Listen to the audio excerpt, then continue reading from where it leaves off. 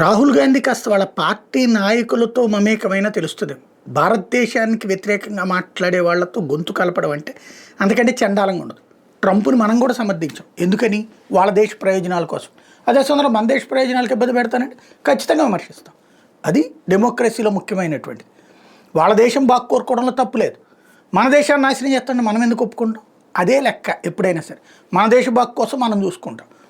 Death economy అన్నందుకు పొంగిపోతా సంతోషంగా మాట్లాడుకొచ్చాడు Rahul Gandhi. But ఏంటన్నది ప్రపంచం చూస్తోంది. అదే సందర్భంలో తన సొంత పార్టీకి సంబంధించినటువంటి ఎంపీలు శశి థరూర్ సరే ఈ మధ్యన వాళ్ళ వైపు ఉన్నాడు అనేసి వీళ్ళే మాట్లాడారు. కానీ తాజాగా రాజీవ్ శుక్లా మాట్లాడుకొచ్చారు.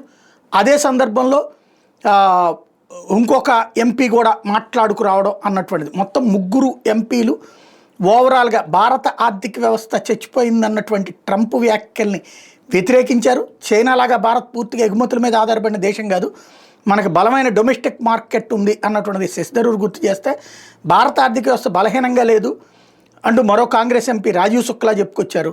ఎవరైనా అట్లా అనుకుంటే వాళ్ళు అపార్థం చేసుకున్నట్టేనంటూ వ్యాఖ్యానించుకొచ్చారు. తద్వారా అసలు విషయం ఏంటన్నది తేల్చి చెప్పారు.